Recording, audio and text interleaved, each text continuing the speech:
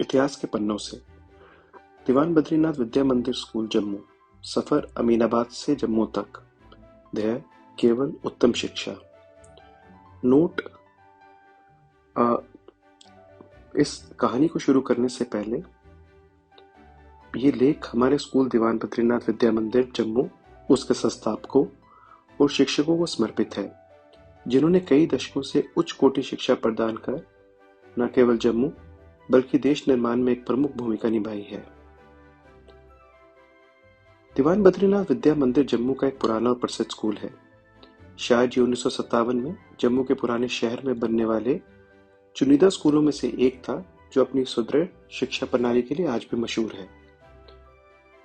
जहाँ स्कूल ने जम्मू और देश की उन्नति में योगदान दे रहे सैकड़ों विद्यार्थियों को तैयार किया है, वहीं दूसरी ओर स्कूल की मजबूत नींव रखने वाले संस्थापकों का इतिहास भी बहुत रोचक है। यह स्कूल एक परिवार का शिक्षा के प्रति समर्पण और दूरदर्शिता का सजीव प्रमाण है। आइए आज आपको अवगत करवाते हैं अमीनाबाद, जिसका विभाजन के पश्चात पाकिस्तान में विलय हो गया था, और वहां के दीवान परिवार के बारे में।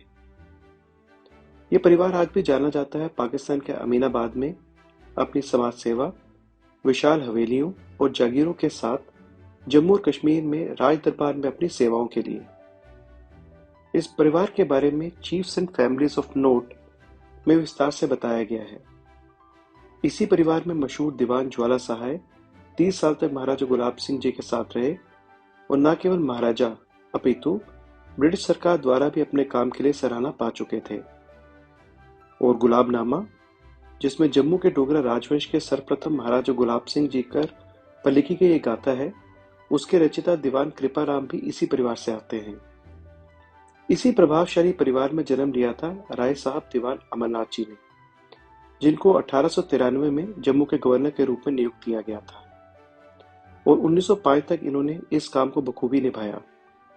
इसके पश्चात इन्हें जम्मू कश्मीर राज्य का विदेश मंत्री नियुक्त किया गया, जिसका कार्यभार इन्होंने 1917 तक अपनी मृत्यु होने तक निभाया।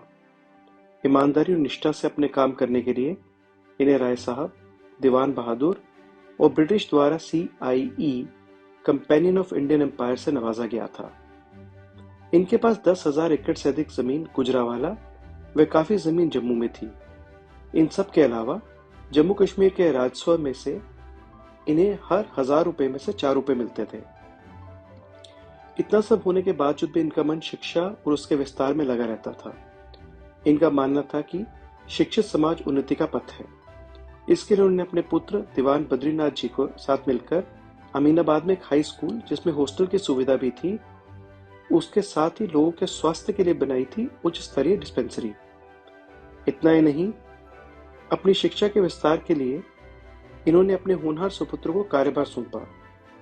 दीवान बद्रीनाथ, जो बहुत ही ज़हीन बुद्धिमान थे, उन्होंने ट्रिनिटी कॉलेज कैम्ब्रिज से अपनी शिक्षा पूर्ण की, और इसके पश्चात ग्लासगो यूनिवर्सिटी से LLD डॉक्टरेट ऑफ लॉ की, और तत्पश्चात हिंदुस्तान वापस आके महाराजा प्रताप सिंह जी के प्राइवेट सेक्रेटरी के पद पर आसीन हो गए, और इसके साथ ही शिक्षा के विस्तार में भी लगे रहे।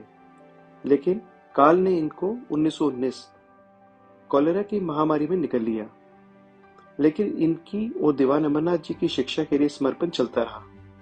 1947 के भारत पाक बंटवारे के कारण ये शिक्षा का मंदिर अमीनाबाद से जम्मू में स्थापित हो गया।